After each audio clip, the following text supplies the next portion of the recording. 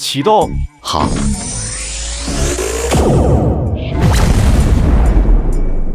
技校生蓝冰在未来图书馆瞬间拥有了超越当前世界的科技，然后又被龙科院特招，成为了一名最年轻且最有争议的一名教授。报告，能量监测完毕，波峰最高功率达到4兆瓦，持续时间73秒，能量输出稳定。突破了，我们突破了，核动力航母有希望了。5兆瓦足以推动整艘航母的运行，不但是航母，天平计划也可以彻底实施了。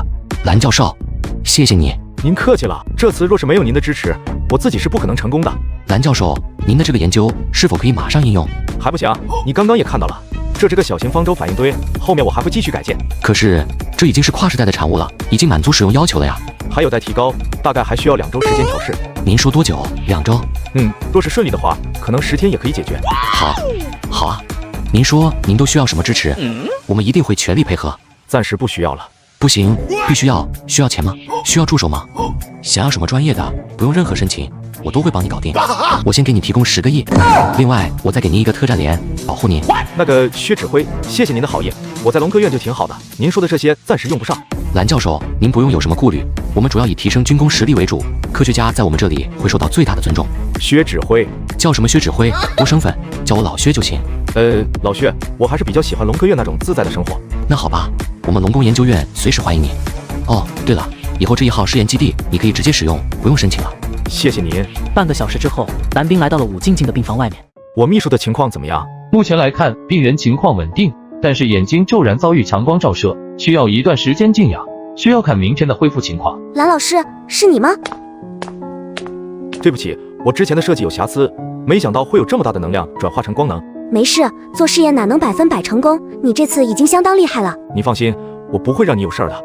明天没有我帮你了，你自己可得保护好自己。你好美。美美的睡一觉休息吧。啊？哦。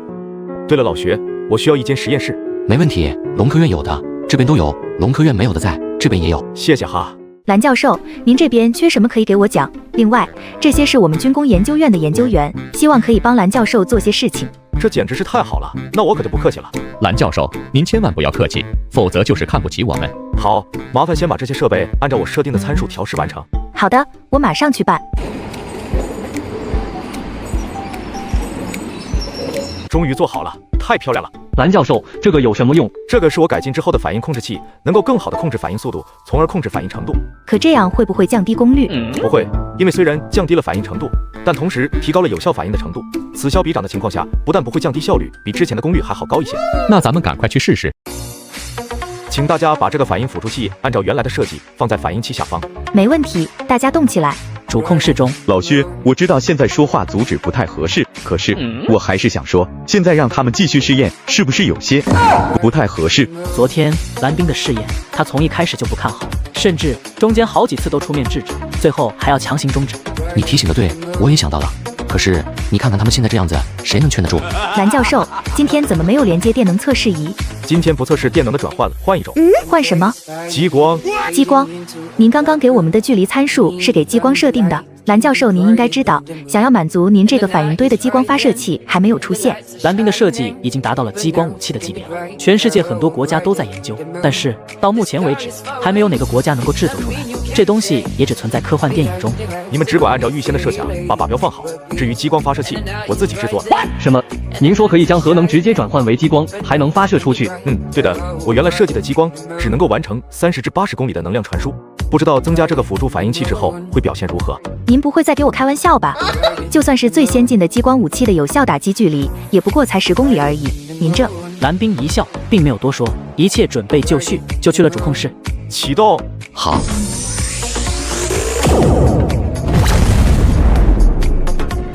500万瓦，这功率竟然达到了500万瓦。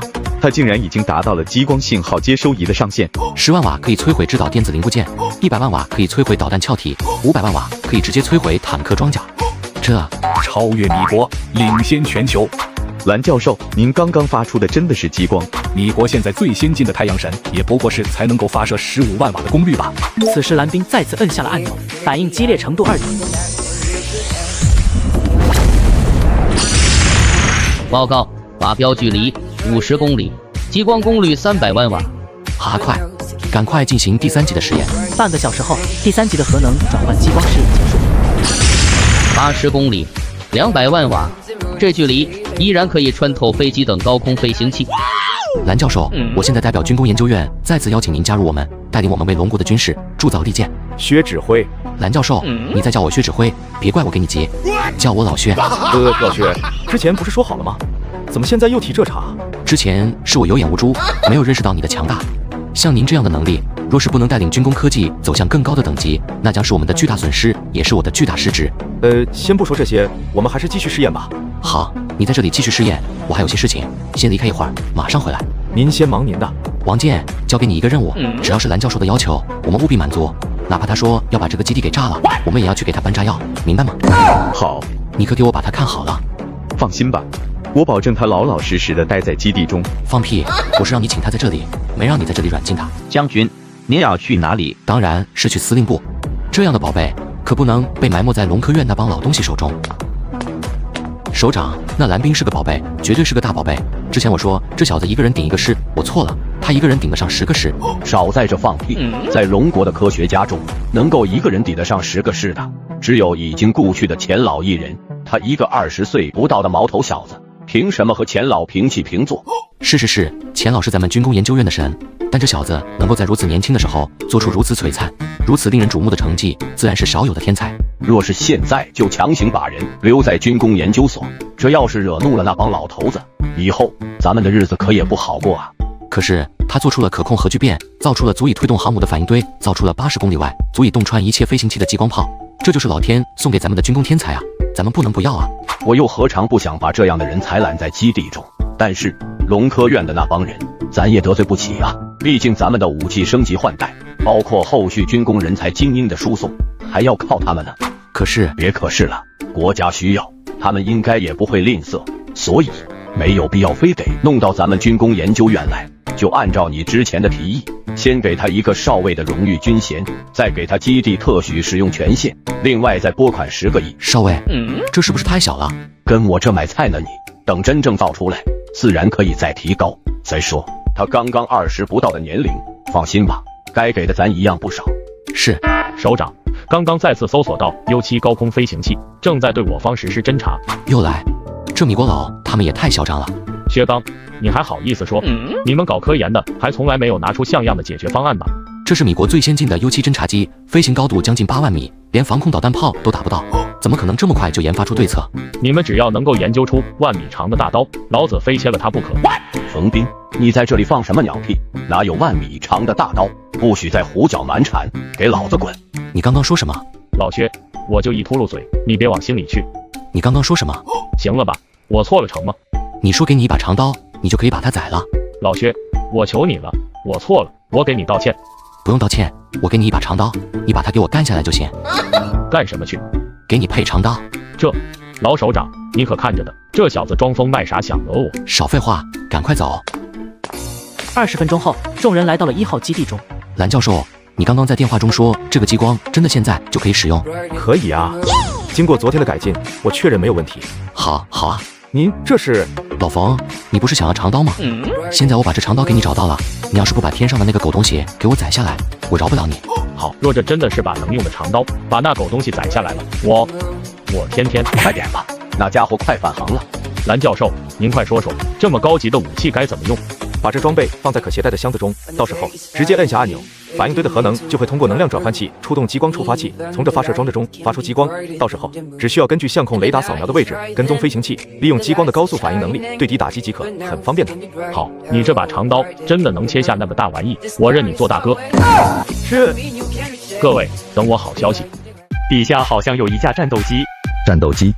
不过是小玩具而已，连咱们的脚趾都碰不到吧？哈哈哈。那倒是，哈哈。他好像放慢了速度，和咱们同步了。调整摄像机角度，看看他想要干什么。很快，高空摄像机就捕捉到了战斗机的影像。这个战斗机发射架上那个黑色的箱子是什么东西？难道这是龙国新研发的武器？别闹了，咱们的科学家可说了，咱这U7至少领先世界50年。正在这个时候，布鲁克的通讯中传来自五角大楼声音。发生了什么？为什么调整摄像角度？没什么，发现一架龙国的玩具机，有点好玩。别耽误太长时间，你们还要去其他地方。是。那是什么东西？着火了，快灭火！通讯设备失灵了，引擎系统失灵，快手动！啊，我的眼睛！救命！救命！呼叫总部！呼叫总部！我的上帝，我们完了！好，打得好！报告，U7飞行器已经飞出龙国空域，预计将坠落在太平洋中。好，干得漂亮！2个小时后，冯斌这小子到底打中了没？中了，中了，一击命中！利剑，真的是利剑，我们一剑给他开膛破肚了。里奥真的是太牛了！蓝教授，蓝教授，你让咱空军男儿扬眉吐气，我代表龙国空军向你敬礼。冯将军，你们保家卫国，更加值得敬佩。我不过是做了我自己能做的。英雄出少年，真是英雄出少年啊！薛刚，蓝教授如此优秀，你为什么不早点告诉我？我没告诉，我都恨不得趴你耳朵边吼你了。这样优秀的人才就应该招到咱们军工研究院来。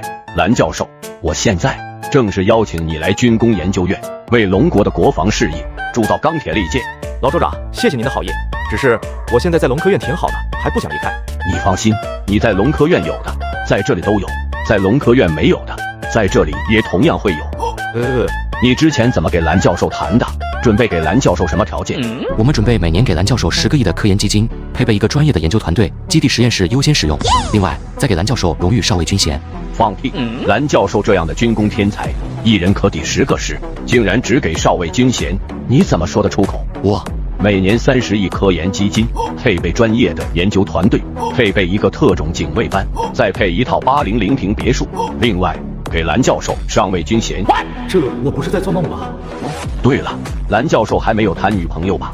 正好，咱们这边文工团的女娃娃们就喜欢你这样的少年天才，保证你能找到适合自己的。啊哈！技校生蓝兵成功研发小型方舟反应堆，居然还把敌军侦察机给打了下来。老首长想要给他说媒介绍女朋友。老首长竟然如此不讲武德，为了挽留蓝兵，真是什么招数都用啊！哎，蓝教授，只要你过来，无论需要什么研究条件，我们都会尽力满足。谁要是敢给你造成麻烦，我绝对饶不了他。感谢老首长，感谢3位的信任。只是我刚到龙科院，想要在那里再工作一段时间。好吧，不过该给的我们可一点不会少了您的。按照龙国的规定，像您这种级别的人物，我会派警卫连守护您的安全。这是不是太夸张了？警卫连，我感觉有些不自在，还是一个人比较好。那不行，就算是从保密的角度来考虑，您的安保工作也一点不能耽误。这样吧，我给你挑选一个人，另外这个警卫连也专门负责您的安全，只是平时在这里训练，需要的时候可以随时调遣。那行，一切听老首长安排。半小时后，蓝兵告别了老首长等人，来到了医院中。他的情况怎么样？病人情况不容乐观，视网膜神经受到了很大的刺激，目前虽然能够看东西，但是看得不太清楚，只能慢慢养着了。养着？没有治疗手段吗？不瞒您说，眼部神经十分复杂，里面的神经网络不亚于大脑，所以以目前的手段，根本没有办法。蓝老师，是你吗？静静，是我。你不用难过，我听说你制造的激光炮一下子把全世界最先进的侦察机都给打下来了，好厉害！可惜我没有看到，那场面一定很激动人心。静静，对不起，都怪我，若不是我，恐怕你也不会搞成现在这个样子。你不用难过，更不用自责，我没事，医生说过段时间就好了。你肯定会没事的。和武静静又说了一会儿，蓝兵再次回到了自己的办公室中。我绝对不会让你就这样回去的，来的时候好好的一个美女，现在却变成了瞎子，别说是老爷子武群接受不了，就算是自己也没有办法承受。恭喜宿主完成小型方舟反应堆第1代，奖励未来图书馆3小时权限，奖励第2代方舟反应堆技术，获得1000科技点，获得星际穿梭机1/10构造。能不能对武静静的眼睛进行治疗？可以，但是需要消耗科技点，而且十分不划算，请宿主三思是否进行交易。交易，只要能够治好他的眼睛，怎么都可以。想要治疗，必须先做诊断。诊断？如何诊断？再次沟通了一下，蓝兵明白了，随后又来到了武静静的病房中。需要我怎么做？用手搭在患者脸上，系统以手臂为探测器，对患者的病情进行扫描。好。扫描完成，眼部第172点位神经受损，需使用神经修复特效药进行修复。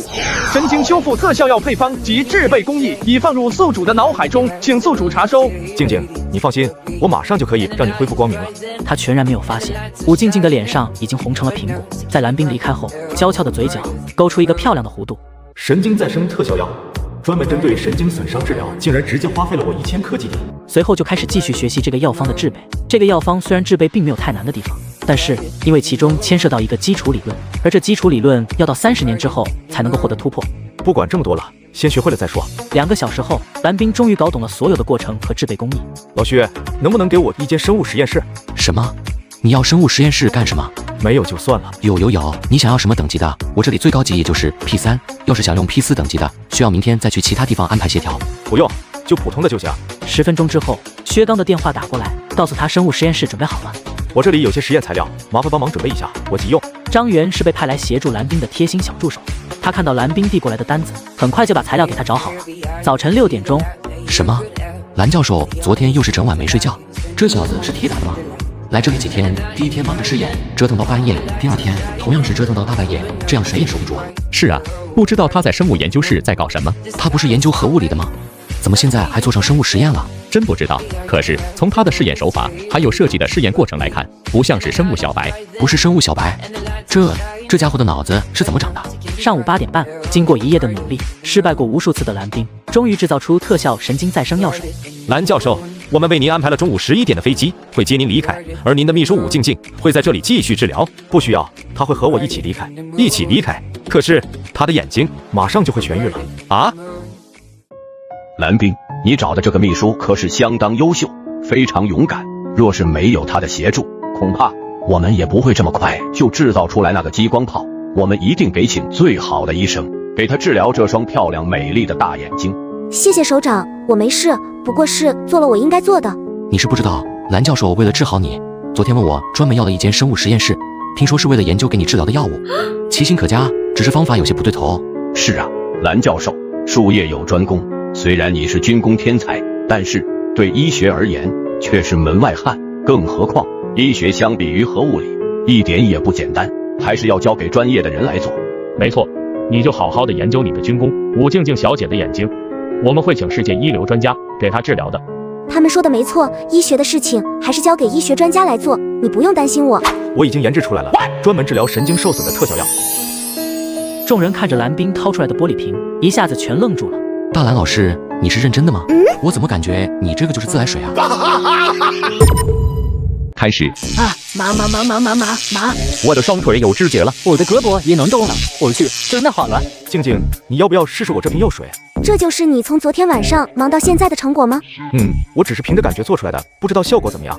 大蓝老师，这是治疗，咱们还是不要乱来的好。我联系了燕京的神经学专家和眼科专家，马上就会过来。是啊，蓝教授，我知道你担心静静小姐的身体，可是还是要按照科学的规则来办啊。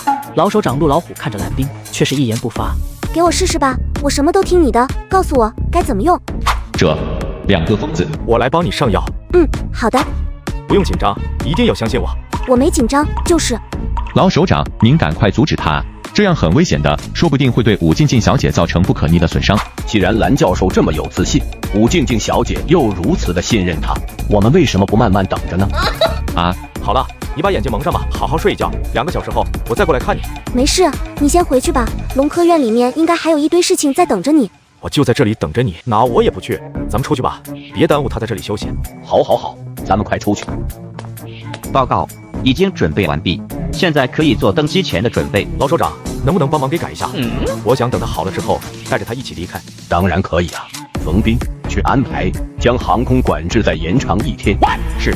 蓝教授，你放心，若是短期内走不了，一直在这里养着我们也十分欢迎。谢谢首长。2个小时后，现在你感觉怎么样？拿一个玻璃瓶装着水，点到眼里面，就能够解决医学专家都解决不了的问题吗？切！武静静慢慢的睁开了眼睛。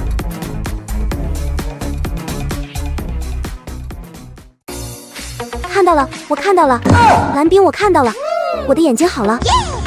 我以为自己再也看不到了。好了就好，咱们可以回去了。怎么可能？这样就治好了？这是几？ 3。现在呢？ 4。现在呢？ 2。窗外最远处的那个是什么？信号发射塔。你真的痊愈了？我现在感觉自己看清楚了。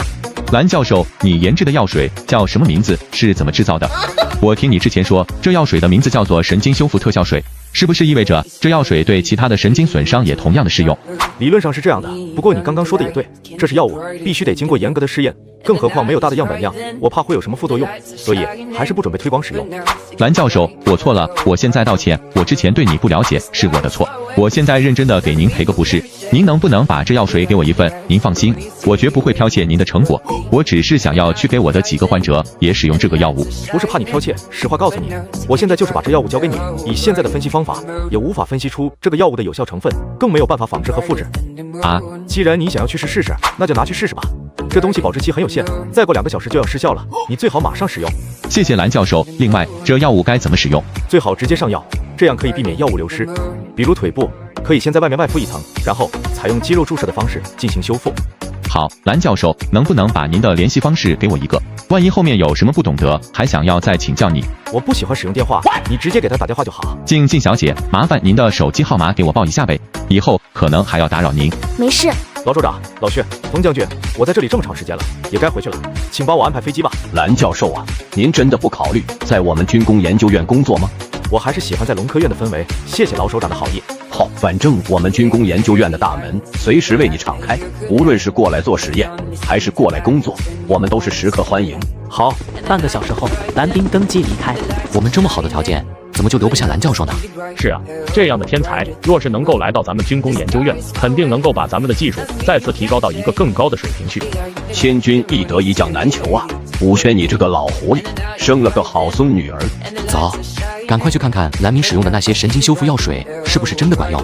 是，没有人比他们更加懂得这药物的价值。现在可以实现断肢再植，甚至可以实现器官转换移植，不亚于给了士兵第2次生命。怎么样？因为药物有限，只够2个人的用量，所以暂时只给2个士兵使用了这个神经特效修复药水，需要等待至少3个小时。几位领导，不如你们先回去，等结果出来了，我去给你们汇报。我就在这里等着。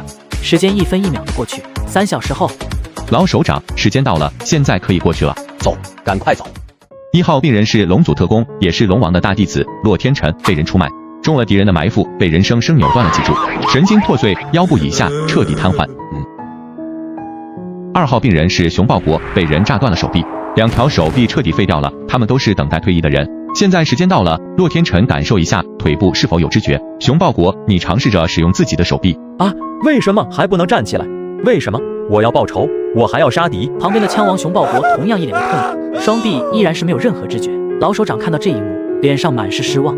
看来这神经修复特效药并不适用所有人，是不是有哪里没有做对？静小姐，蓝教授在吗？能不能请他接电话？好，您稍等一下。怎么回事？蓝教授，我已经按照您说的使用方法使用过了药水，2个人都还是没有任何反应。他们已经残疾多久了？一个3年，一个2年。或许是神经处于休眠状态，你试试用电流刺激一下，若是没有效果，你再给我打电话。好，快，使用电流仪进行神经刺激。接着，2人的双腿和胳膊被安装了电流仪。开始。啊，麻！我的双腿有知觉了，我的胳膊也能动了。我去，真的好了。薛刚，到，马上给我安排专机，我要立刻前往燕京。蓝教授，必须是咱们军工科学院的。是。你们这帮鼠目寸光的动，老五，你说什么？总之我不同意，我也不会签字。龙科院，大蓝老师，您终于回来了。大蓝老师，我们这几天等你等得好苦啊！我们还以为你被他们给扣留了呢。薛刚那个家伙就是一个土匪强盗。老薛挺好的，还想让我们多待几天呢。屁，你被人给卖了，还帮着人数钱呢。走吧，里面说去。怎么样？这次试验成功没？你的小型核反应堆结果如何？还好。不但非常成功，而且直接帮忙打下一架米国的U7侦察机。什么？都运用于实践了？快说说。米国的U7侦察机可以直接在高空8万米的地方进行侦察，现有的武器和装备都拿它没办法。就在我们试验成功后，一下就把它打了下来。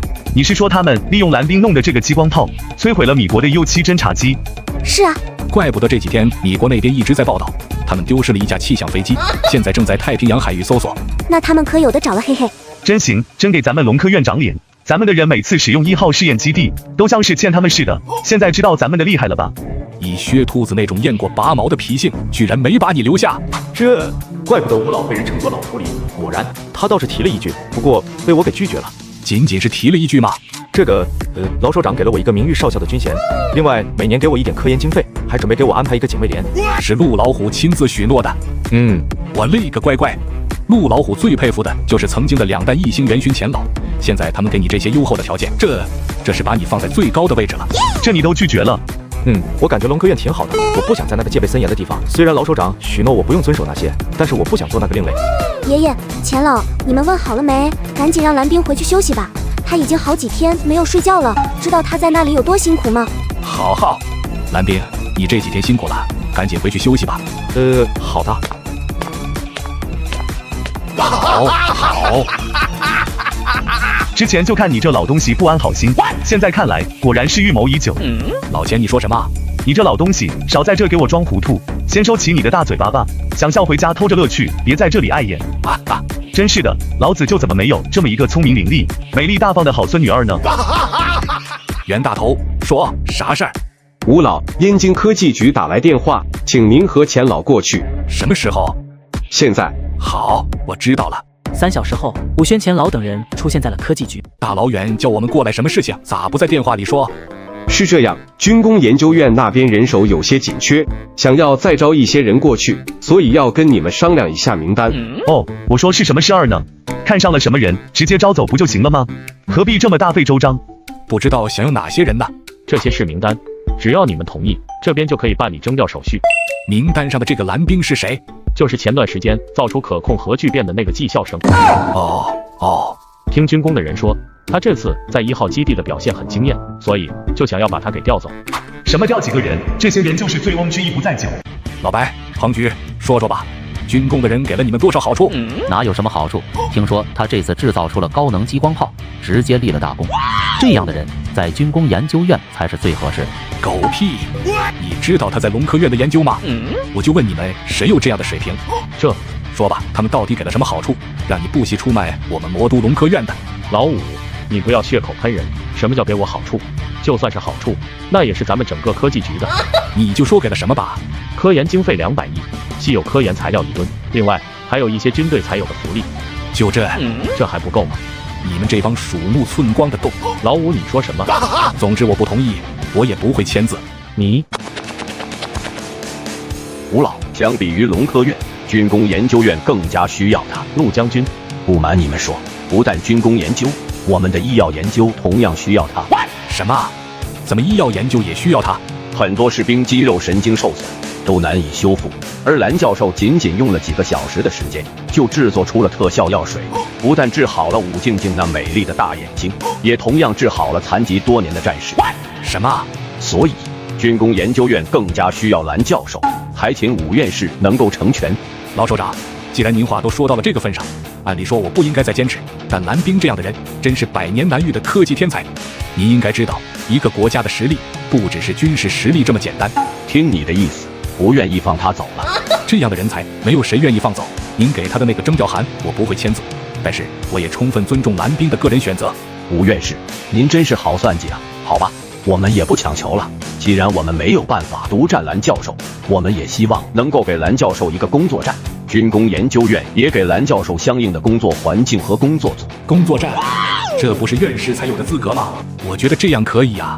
既然各方满意，那就恭喜老首长再添1员虎将。希望蓝教授以后为军工研究院带去更多的军工技术，为国力提升做出最大的贡献。谢谢各位了。老首长，您看我们也算是忍痛割爱了，您之前允诺的那些是不是也该兑现了？老彭，你这也太不讲究了。蓝教授是我们魔都龙科院核能研究所的人，就算是作为交换的交易，也应该和我们进行啊。老首长，蓝教授的能力你也看到了，现在还要抽时间去您那里工作，您看是不是应该给我们点补偿？怎么，你们都觉得我是冤大头吗？老首长，您要是觉得不合适的那就算了，回头我和我孙女儿说道，让她接电话传达信息的时候尽量留点心，别耽误了蓝教授的工作。你孙女是谁？武静静呀。那我也觉得应该给你们一些补偿，方案薛刚都已经准备好了。这是什么类型的发动机？先从简单的做起，做一个航空发动机吧。技校生蓝冰造出电磁炮之后，还不知道自己的才华已经被卖了个好价钱。他已经在床上睡了足足20多个小时，站起身来却看到桌子上摆好了早餐。赶快洗漱一下，吃早饭吧。你怎么在这里？我有你这里的钥匙啊。再说，我是你的秘书，不但要在工作上帮助你，还要做你的生活秘书。那感情好啊。吃完早饭，蓝冰再次来到了龙科院。现在龙科院众人已经彻底改变了对蓝冰的看法，他绝对是大神一般的存在。大蓝老师，我们的第2阶段的数学推导已经完全结束，我再次把它给整理成了论文。这个是中文版，这个是英文版，麻烦您给帮忙看一下。这一步推导错了，回去再改。还有这一步的结果虽然是对的，但是逻辑是错的，回去再去整理。大蓝老师，这个是我的推导结果，你的这一步是错的，和他的结果一样，逻辑是错的。你们可以互相印证交流。一个是龙科院的数学天才，一个是华清大的状元，现在恐怕也就蓝冰的话，他们能够听得下去。回去好好验证一下，相互促进，相互提高。谢谢蓝老师指点。现在也就你能够压得住他们2个。听说现在他们已经开始独立的做自己的项目，连他们的导师都没有办法在课题研究上给他们太多的指导。我不过是没有时间给他们指导，所以才找了一个冠冕堂皇的理由来搪塞。你接下来要做什么？之前的方舟反应堆还有太多问题，现在要对他们进行改进。可是，在他们看来，这已经是十分完美的反应堆了呀。甚至我听说国家已经开始对这个项目进行立项了，肯定还是你来做总指挥。又让我做总指挥？别开玩笑了。怎么了？现在再也没人敢因为你的学历和资历来看轻你了。还是算了吧，我没有这么多时间，而且这方舟反应堆已经做出来了，对我来说没有什么挑战了。我还是想要做一些我感兴趣的工作。很快，蓝冰开始了第2代方舟反应堆的研发。眨眼1个月再次过去，大蓝老师，毕业时间越来越近了，我们的论文还没有着落，你看我们什么时候开始整理论文？随时可以。你们不愿意再深入下去吗？不太想，我们只想要现在就拿到毕业证。果然是烂泥扶不上墙。你们回去写论文吧，有什么问题再来找我。真的，你不需要我们来帮你做试验了。不需要了，搞不懂他们，既然不喜欢，为何还要在这里浪费时间？老薛，你之前不是说有人想要跟着我学习吗？现在还想学吗？有啊，这几个家伙自从见识了你的厉害之后，就再也看不上其他人了。你要过来指导他们吗？我不过去，让他们过来找我吧。好，能跟着你是他们的福分。只要一心向学，我保证他们会有不小的收获。解决了人手问题，蓝冰再次盘算接下来的工作。第2代方舟反应堆实际应用中，也不过就是激光炮。爷爷和钱老他们已经上报了激光炮和小型反应堆的立项，估计很快能够批下来了。这个项目军工研究院也会参与进来。挺好。你接下来准备做什么？做这个。你想做个发动机吗？这是什么类型的发动机？先从简单的做起，做一个航空发动机吧。航空发动机？你管这叫从小的做起？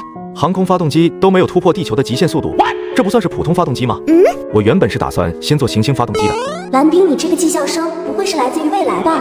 航空发动机是龙国目前卡脖子的技术之一，因为起不晚，被米国吊打。尤其是米国的U7侦察机，若不是蓝冰的激光炮，恐怕还真是无能为力。你真的要做航空发动机？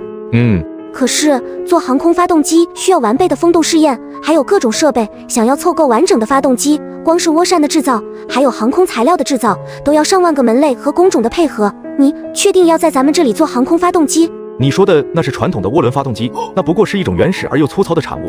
这种发动机的推动比最高也不过是20左右，最大的推力也不过是30多吨而已。推动比才20，推力才30吨。大哥，你若是能够做出这样的发动机，我保证今年的科技进步奖就是你的。我不屑于做那样的玩具。玩具？蓝冰，你不是在给我开玩笑吧？你有多大把握？8、9成吧。我要马上把这个消息告诉爷爷，让他给你拨款。你不怀疑我的能力了？若是别人，我肯定怀疑，但是我完全相信，我什么都听你的。想不到这个女孩竟然如此信任自己。你都需要什么，我去帮你全部搞定。你不怕他们拒绝吗？他们敢吗？不说其他的，做出可控核聚变的是你，还有方舟反应堆，就足以打消所有的疑虑。果然不出所料，在他提出这个设想之后，武轩立马同意了。大蓝教授，你真的要搞这个航空发动机？好，我马上给你准备材料。都需要什么？需要风洞实验室、推力实验室、抗干扰实验室等一系列的实验室。好，这些我们马上会准备。而与此同时，身在1号基地中的老首长陆虎也同样得到了消息，赶紧派薛刚跑来了。蓝教授，你真不够意思啊！这么好的项目，为什么不让我们龙工研究院参与？老薛，这就是一个小项目啊！我没想到你们还这么看重。啥？小项目？您怕是不知道我们对这发动机的渴望有多大。您就说需要多少钱，多少东西，我们都准备双份的，只希望到时候标注研发单位的时候，把我们龙工研究院也给加上。你就这么相信我能研发成功吗？别人我不相信，但是我绝对相信。谢谢，希望我不会让你失望。所有的人手和材料会一并送来，你尽管使用，若是不够，我还会再次调拨。谢谢啊。但是1天之后，武轩、钱思亮还有武静静全都过来了，看着蓝冰，一脸的沮丧。蓝教授，您确认没有把参数写错吗？钱老，这东西是用来做航空发动机的，每一个细节都不能出错，我怎么会标错参数呢？可是为什么你提供的这个单子上那些材料的承重能力，还有各项性能指标，比现在市面上最好的材料的性能都要高出这么好多倍？所以请您再确认一下，是不是参数写错了？蓝教授这样又帅又天才的人物，搞不懂你为什么一直攻击他？我嫉妒，我诋毁，我可是博士啊！他不过是个技校生，他配得上我吗？你个普信女！我怎么写的？你怎么准备就是了？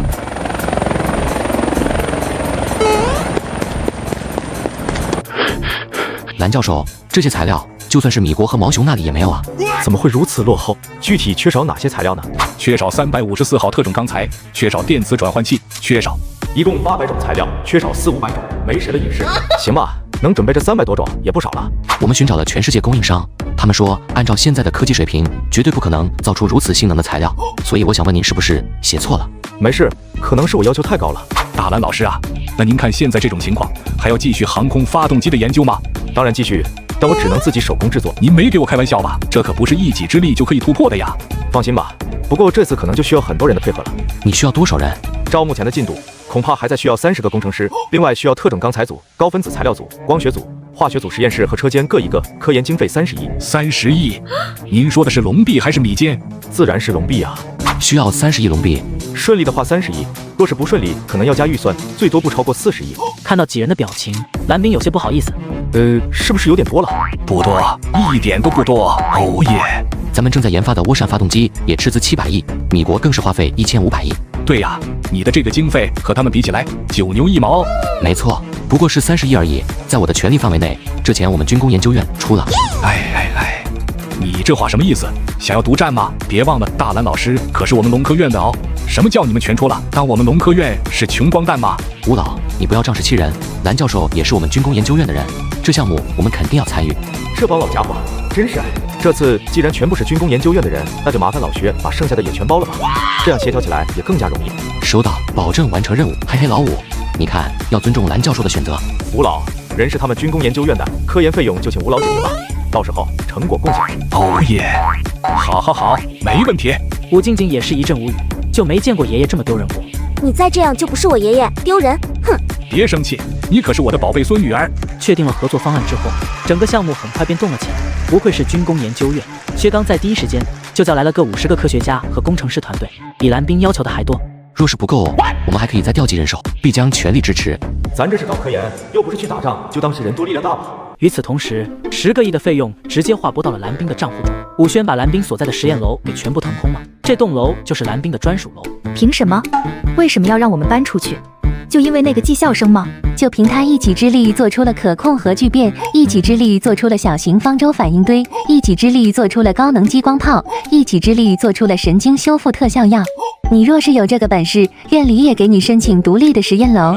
就是我们都知道你之前跟他相过亲，你这样相亲不成就多加诋毁，实在不应该。就是蓝教授这样又帅又天才的人物，搞不懂你为什么一直攻击他。我嫉妒，我诋毁，哼！我可是博士啊，他不过是个技校生，他配得上我吗？你个普信女！蓝教授是农科院和军工研究院都争抢的人才，他配不上你这个土博士，简直滑天下之大稽。好了，别生气了，毕竟大家说的没错。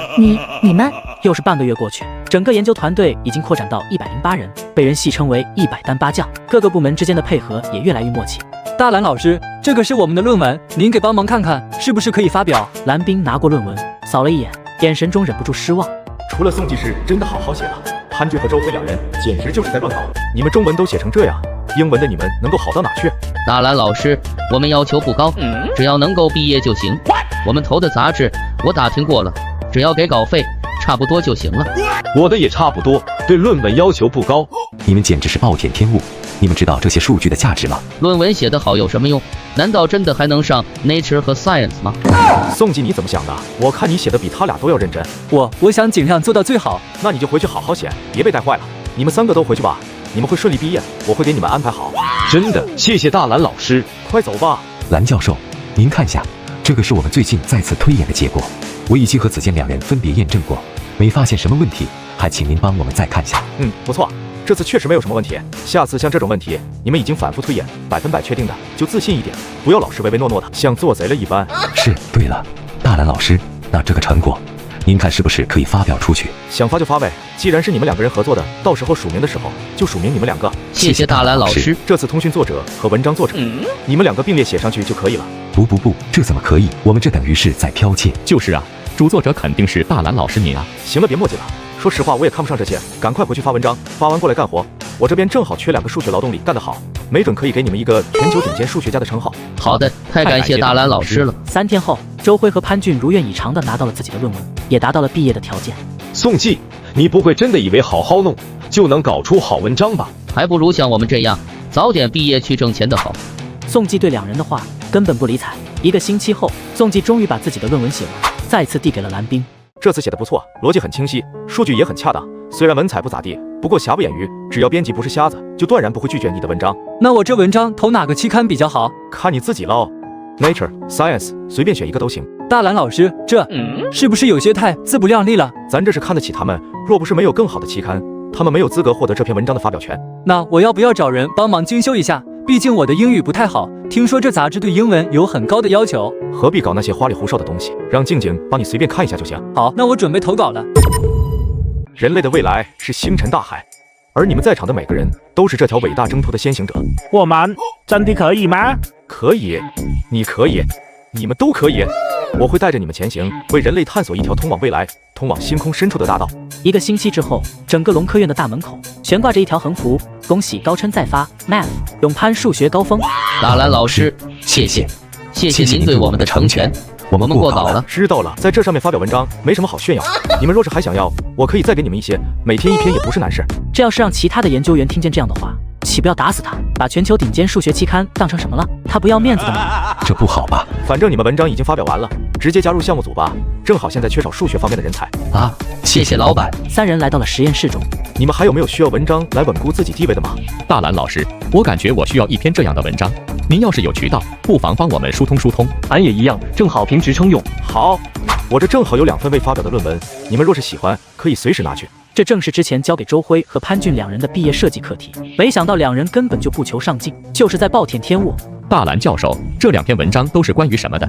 不知道是不是和我们的专业相关？一个是研究电磁衰减的，1篇是研究微纳米合金的。我是做电磁的，刚好有基础。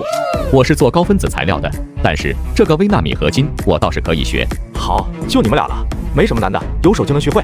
蓝教授，您打算把这2个文章发表在哪个地方 ？Science 上吧，毕竟这期刊还说得过去。这全球顶尖科技期刊，被他说是还说得过去。蓝教授，我们需要做什么？回去把这些方案再熟悉一遍，把数据也再梳理一遍，让静静帮你们看看，就可以发表了。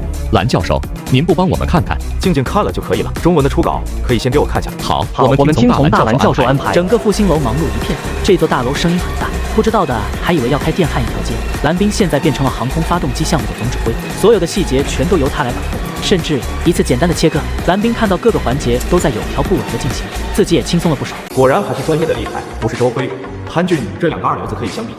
蓝教授，您看下这个合金材料，总是无法达到10万 MPa 的强度，熔点也无法达到2亿度的高温。现在能达到的最强性能是多少？强度最大5万 MPa， 熔点最高1.5亿度。其实还不错，传说中的金箍棒定海神针也不过如此吧？不行，绝对不行！你要想象，这发动机产生的推力要把咱们整座楼都给托起，这需要多大的力？这发动机需要承受多大的反作用力？这么大的能量骤然间爆发，需要产生多高的温度？大蓝教授能够托举咱们的复兴楼，这是不是有些科幻了？科幻？不过才托举一座楼而已。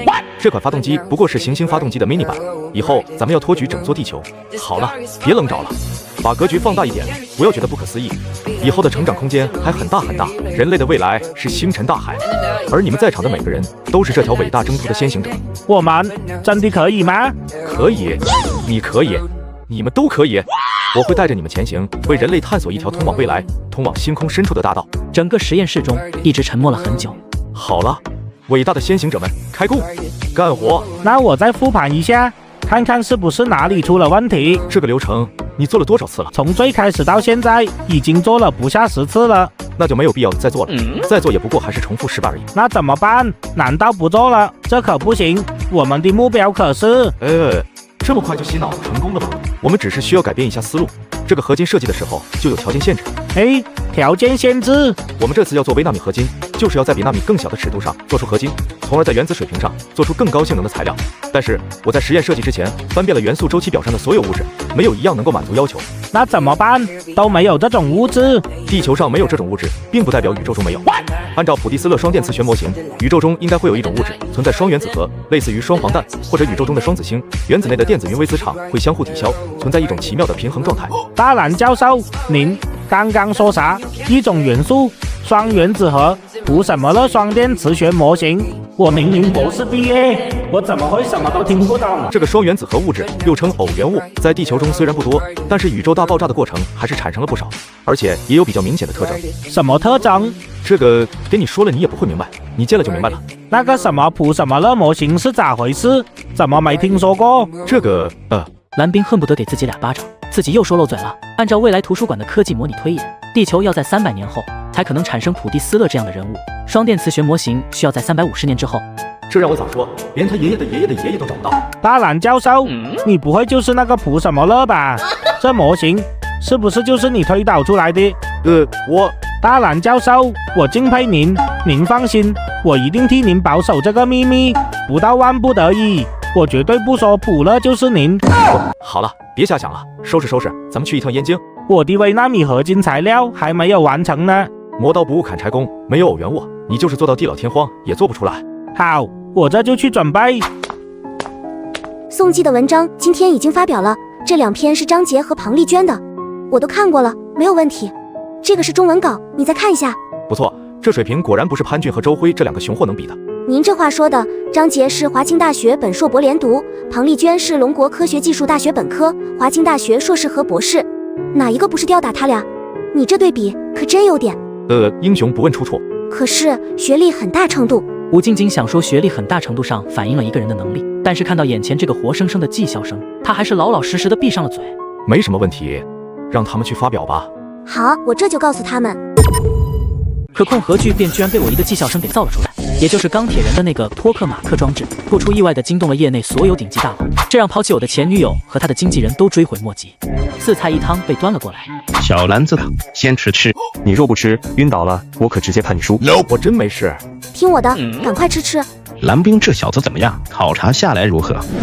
好苗子，绝对是好苗子。不过什么？不过就是有点轻狂。哈哈哈哈！咱们年轻的时候，哪一个不是狂到没边？哪一个不是想要带着龙国的航天事业赶鹅超米？可是他狂到让我感觉给他一根牙签，他就敢撬动宇宙的大门。随后刘明生就把蓝冰要在3天之内把那7个残次品搞定的情况给说了出来。他要是找不出原因，以后就只能留在咱们航天研究院了。阴险，太阴险了！你咋就这么坏呢？咋了？您是觉得不妥啊？不，你好坏呢，我好喜欢。就是吗？我这叫惜才。阴得好了，让魔都龙科院就别惦记他了。他们龙科院有钱，咱们也不差事，咱可以给他搞个核聚变实验室，还能解决咱们的能源问题。2人聊得很嗨，如同2个邪恶大叔一般，马上就要得手的感觉。要不要喝点饮料助兴？有吗？那就整点啊，都聊到这份上了。姓胡的，你们想要干什么？我们不过是想借点材料，你们愿意借就借，咋还设套耍阴招呢？老白，咱说话可要凭良心啊！良心狗屁！你还好意思给我说良心？老五，你那宝贝孙女儿给你通风报信，应该给你说清楚了吧？这事儿不存在期待或者设套一说。老胡，你还要点脸不？信不信我让你从农科院拿不到半点东西？老五，你这说的是什么话吗？这些年你们从我们这也没少拿吧？你好，既然这样，咱们以后老死不相往来，免得去你们那里的人都被刘民生那个老家伙给拐跑了。吴老啊，我对灯发誓，我可绝对没干过拐卖人口的事儿啊！你小子闭嘴，下次让我见你，看我不抽你！竟然还要给蓝冰找对象，你要敢乱点鸳鸯，我把你家给拆了！这吴老，江湖规矩，祸不及家人，你这不讲武德。屁的武德，少废话，东西不要了，赶紧把我们家蓝冰给放出来！看看，你们看看。暴露了吧？啥时候成你们家蓝冰了？啥时候成的你别管，反正你知道是我家的就行了。吴老，你这不讲道理啊！屁的道理！吴老，我这还有些事情，先挂了。别挂，你听我把话说清楚。这下麻烦了，听老五那口气，他真敢去把你家给拆。愿赌服输嘛，小兰子可不能抵赖啊。对，到手的鸭都不能飞了。你让老五头去拆，我给你算工伤。拆一套给你补2套。哈哈，有你这话我就放心了。来来来，快喝快喝。下午6点多，到了下班时间，走，和小兰子一起吃饭去，先培养感情。好啊，果然姜还是老的辣。到了数据分析室，吴静静已经去食堂把饭带过来了。食堂还有鸡蛋羹呢。这是我自己炖的。我也想。小兰子咋样了？咱们先去吃饭吧。正好今天给你们接风。不用了，我在这里吃就好，时间紧迫，不然还真不一定能完成。该吃吃该喝喝。其实再给你3天，也绝对完不成。走吧，不在这一时，人是铁，饭是钢。不了，你们去吧。走吧，院长的面子你也不给吗？谢谢郝烨，如果去了我没完成任务，我可不认账啊。好吧，那你接着干吧。他不去，你们2个跟我们去吧，反正你们在这里也帮不上什么忙。我们就在这里陪着他，说不定可以做些辅助工作。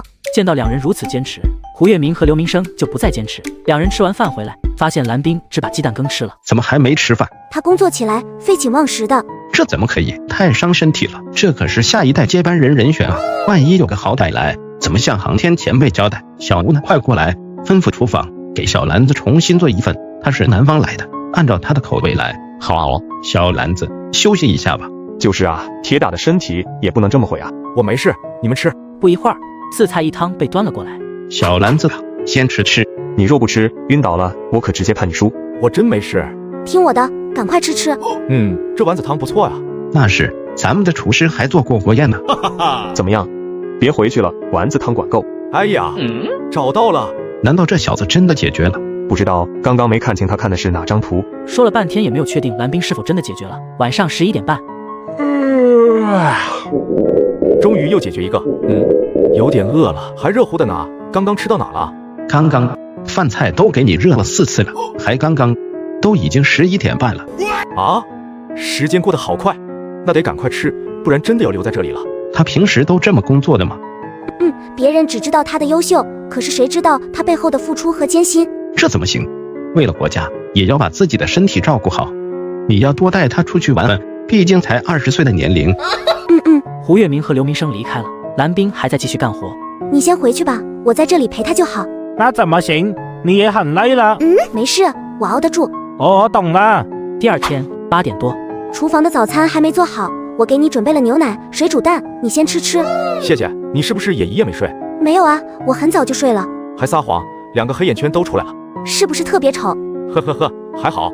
那还是丑？哎呀，丢死人了。还好，能看。闭嘴吧你，赶快看你的资料吧。胡月明坐在办公室中，脸上闪过担忧。那小子还在工作吗？一直没停过。听说为了减少去厕所的次数，连喝水都少了。周扒皮也不能这么干吧？走，去看看他。蓝冰睡过觉没？还没，困了就趴着眯一会儿。停，让他赶快停下。要是不听，就给他断电。见过疯狂的，可是没见过这么疯狂的。不用，我都搞定了啊！这几个残次品的缺陷问题都在这里了，你们瞅瞅吧。蓝冰，醒醒，快醒醒！快送医务科联系叶院长。你是不是想当免费劳动力待在这里，再让刘老给你找个对象啊？你爱咋样咋样吧，随便你。他咋了？他咋了？您还不知道吗？蓝冰在刘总工的带领下，来到了航空航天研究院。这就是我们的研发基地，而在西北的狼城则是我们的实验基地。你如果做出了航空发动机，需要到西北狼城测试。那咱们收集的宇宙中陨石的样本是不是都在燕京？对，毕竟主要的科研机构都在这边。明白了，走吧，我带你参观一下咱们的场地。谢谢刘总师。叫什么刘总师？多生分，叫我老刘就行。这怎么敢？你要是这么生分，这东西也不用看了，你直接回去吧。这好吧，那我就斗胆喊您一声老刘，您叫我小兰子就行。哈哈哈，小兰子，这才对嘛。随后带着蓝冰来到了一个实验室，这里是发动机原胎铸造间。现在的涡扇发动机一般都是采用整体铸造，局部切割，怎么样？厉害厉害！30年前咱们还一穷二白，完全靠购买。现在咱们已经有了完整的产线，甚至缔造出了不亚于西方的第6代枭龙战机。我记得当初想要引进生产线和生产技术，米国和俄熊死活都不给，而卖给咱们的都是已经被淘汰退役、完全落后的战机，而价格却高得离谱。然后您多方打听，还在留学期间跑到导师家里做了半年的保姆，被那个导师打不还手，骂不还口，最终得到的答案却还不如您自己想出来的巧妙。这你怎么都？从第1代到第6代战机，米国用了80年，俄熊用了70年，欧洲诸国用了60年，咱们仅仅用了30年。刘总工，您和各位航天人辛苦了。总之最后咱们也造出来了。是啊，说明您这半年保姆没白当啊。刘明生似乎也被蓝冰说到了原来的痛处，眼睛有些红。臭小子，你这彩虹屁都让人忍不住想笑。老实交代，是不是专门调查了我？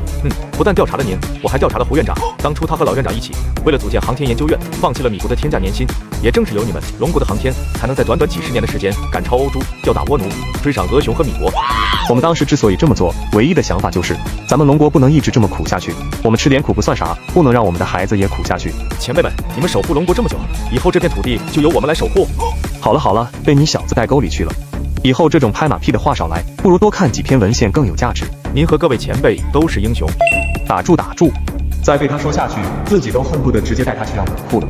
我来考考你，这工程铸件都需要哪些材料？尤其是这个工艺都需要哪些？以我对涡扇发动机的理解，最难的就是整体的浇铸工艺，里面的裂痕和材料的均一。若是里面有裂痕，哪怕只有微小的头发丝大小，甚至是微米级，也会对发动机的性能造成极大的损伤。回答的还可以，不过懂点物理的都能讲出来。假如出现了裂痕，可能会是什么问题呢？影响最终成品的因素有很多，大的方面无非就是浇铸的合金材料不纯，或者是温度、湿度、气压，最终都会导致涡扇的性能。正好我们这有几次失败的铸件记录，我们还没找到原因，你来帮忙看看。看看就看看，这不就是想考验我吗？切！他们来到了一个房间中，墙壁上放着巨大的屏幕。第43号次品里面产生了气泡，这些是它的资料。第67号次品里面有长约50微米的裂隙。89号次品里面的合金密度不均一。总共有7个残次品的资料。这些资料你先看着，若是能在3天内找出解决方案，我就承认你的本事。到时候样本室的样本你可以随便挑选。可若是找不出原因，我们也会全力支持。不过你得付出点东西，比如给我们提供几台小型方舟反应堆。这老刘也是个生意人啊，哈哈。3天，这不是强人所难吗？刘老，您看您这条件是不是有些太苛刻了？你就是吴老的孙女儿，武卫国的女儿，蓝冰的助手。呢。不错不错，交易吗？我可以要价，你也可以还价吗？10天，不，1个月。1个月，这个我得考虑考虑。不用讨价了，3天就3天。确定3天吗？小兰子啊，你要是解决不了的话，到时候可是要在这里充当免费劳动力的，你可要想好啊。真是初生牛犊不怕虎啊！别说是蓝冰，就算是我自己，面对这些缺陷，在团队的合作之下，最短的也用了1个星期的时间，他竟然要说只用3天，一言既出，驷马难追。听到蓝冰的话，旁边的林明和武静静急了。大蓝教授，我觉得静静说的没错，1个月就1个月呗。你是不是想当免费劳动力待在这里，再让刘老给你找个对象啊？哼，你爱咋样咋样吧，随便你。他咋了？他咋了？您还不知道吗？蓝冰对于情感方面竟然如此，看来老天是公平的。武静静到底咋了？这就是青春啊，真美好啊！什么跟什么呀？真是。小兰子，那咱们就一言为定，这3天内你可以查阅这边的任何资料。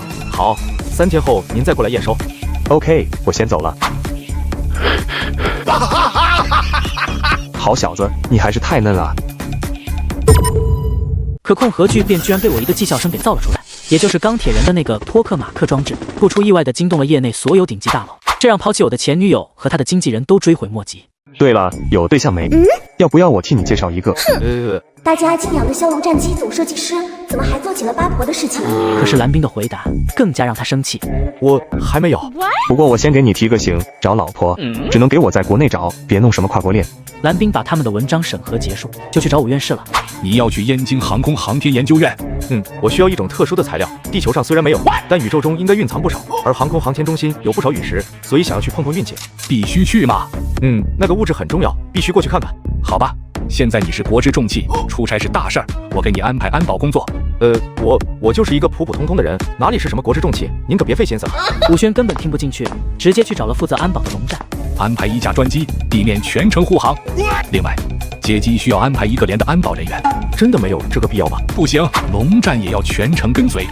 大蓝老师的安全交给我，你们就放心吧。你要去航空航天研究所，最好给薛刚那小子说一下，若是陆老虎愿意给你打招呼，那可能会更加顺利。难道航空那边不愿意配合吗？积极和消极的配合，效果肯定是不一样的。随后蓝冰直接打通了薛刚的电话。你要去航空航天研究所？缺少特殊材料，也只有航空航天研究所了。好吧，我去安排一下。2个小时后，薛刚的电话再次打了过来。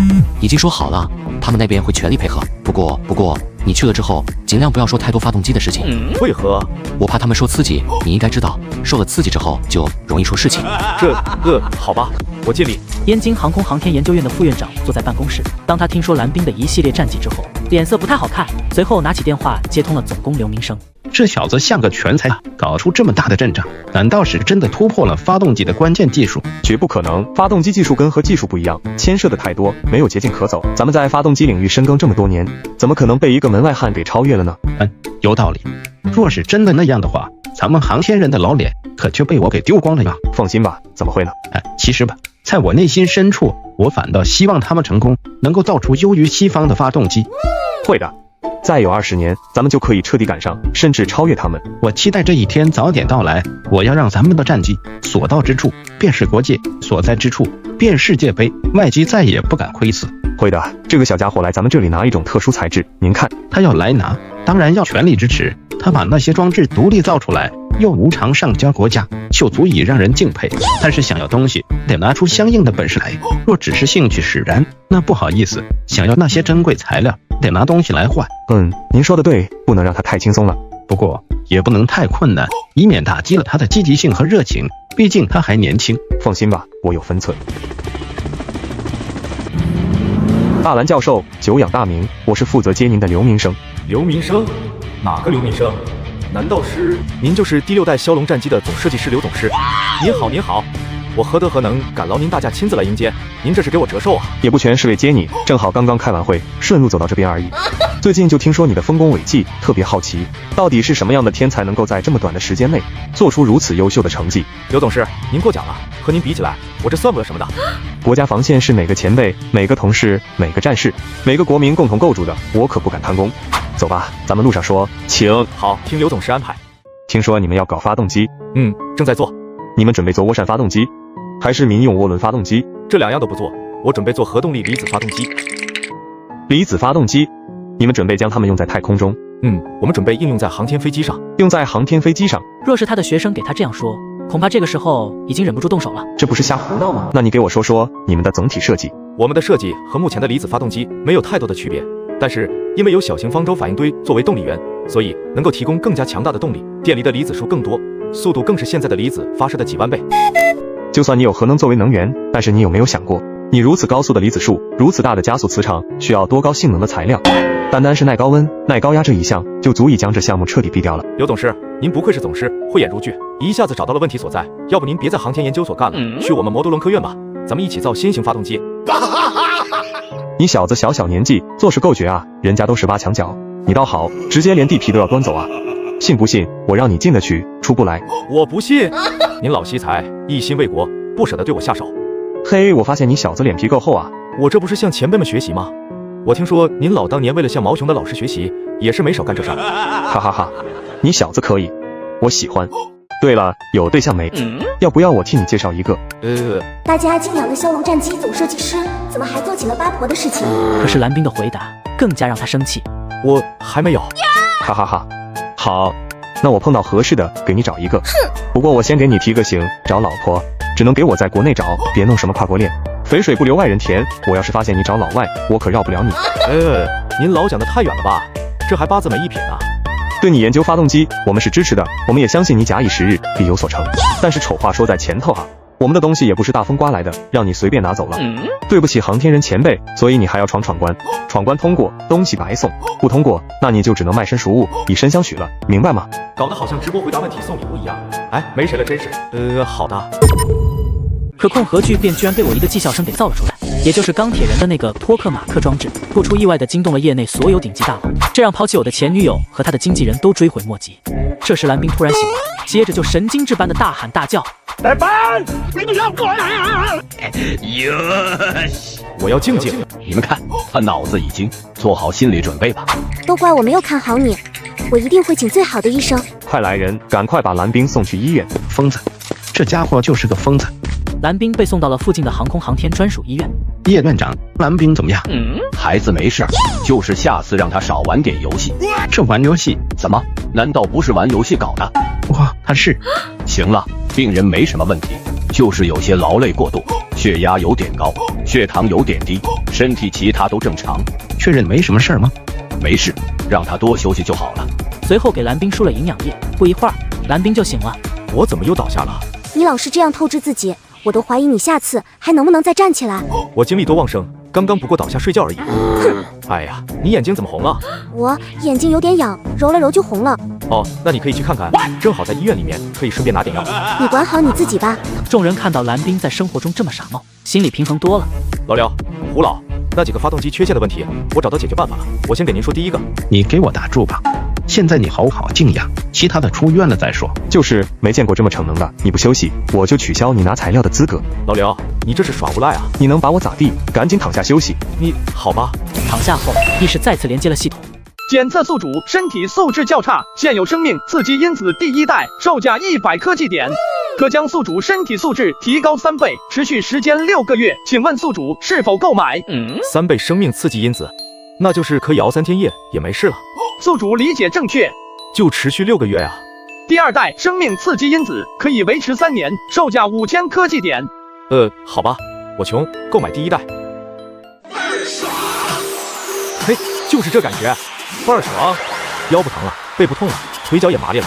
鉴于宿主工作繁忙，现有神经元刺激因子可将宿主的计算能力、分析能力提高5倍，售价500科技点。好吧，买了。刚建立的神经元需要适应，所以神经中枢、面部神经都会受到短暂的影响。众人听到蓝冰的惨叫，再次跑过来，看到蓝冰满头大汗，痛苦不堪。他怎么样？你不说只是疲劳过度吗？刚刚是怎么回事？刚刚查过了，他的心肺功能、血象器官都没有问题，但是什么？你快说。但是检测到脑电波异常活跃。为什么会这样？具体为什么我也不太清楚，不过一般什么样？一般脑子有问题的人才会出现这个情况，得等他醒来做进一步测试。这时蓝冰突然醒了，接着就神经质般的大喊大叫：来班！我要静静。你们看，他脑子已经做好心理准备吧。都怪我没有看好你，我一定会请最好的医生。哎呀呀，脑壳疼啊！啊？你想闷死我啊？啊？你没事了？你要是再这么一直闷着我，就有事儿了。你刚才，哎呀！蓝冰，你认识我不？胡老，难道你脑子有问题了？哈哈哈，认识就好，认识就好。这是几？你是不是把我当傻子了？我问你这是几？我。行，还实数，一点不傻。但为了保险起见，我劝你还是继续住院观察。不用了，我还有一堆事情呢。不急在这一时，你还是好好的休息吧。胡老，我若是找不到那个偶员物，我干啥都提不起兴致。我可告诉你，找到物质后，无论是否留在航空研究院，都必须得研究完几天再回去，明白吗？放心吧，胡老，我心中有数。下午6点多办理了出院，本来几人打算去吃饭，结果被蓝冰硬生生的给拉到了数据分析室。这7个残次件出现问题的原因已经找到了。你确定吗？确定。那就开始你的表演吧。先说67号，这条裂痕的出现是因为这个沙子的受热不均，铸件沙的整体温度并未完全均一，没有做过热处理。但是这个发动机铸件当初浇铸的工艺里面对浇铸材料的转速进行了调整，剪切力不够，所以到最后出现了这条裂痕，是这样吗？老廖？没错，确实是这个问题，我们是在查询了3次之后才找到的。你在这么短时间内怎么做到的？从工艺角度来看，每一步都没有问题。但我看到这个发动机铸件的是钛镁合金，这个比例的合金，在这种情况下就会导致铸件沙的温度不均一。这也太神了吧！大蓝教授，您一个人抵上我们几个部门1个月的苦。你回答的不错，确实是这个原因。继续下一个。老刘，其实除了让沙子温度均一，还可以再改一下合金的铸造工艺。改进合金工艺？没错，主要是镁钛钢，钢的碳含量可以相应再减少，镁的含量再增加15%，钛的含量增加8%，另外再往里面增加1%的镍。你说的这些我之前都做过，一旦碳含量减少，钛和镁的含量增加，铸件的硬度就会大幅度下降，满足不了撞击实验的基本要求。那是因为原来的工艺加料顺序有些不妥，而且加料后的温度和热处理也不够完美，我对整个工艺做了调整，都在这里。这工艺之前从来没试过。是啊，看起来挺陌生的，在文献上没看到过。要不要先去实验室试试，做出一个小样出来，拿着过去试试？老刘，咱们接着下面的来说吧。好，咱们接着说。为了节省时间，下面的我就直接讲解决办法了。蓝冰一口气把7个发动机的问题全都说了一遍，等于是在3天内对7个发动机设计工艺进行了整体升级。还有什么问题吗？你们有什么问题吗？好，都没什么问题，看看是否可以按照新的工艺，在材料方面能否提升。那咱们快去验证一下吧。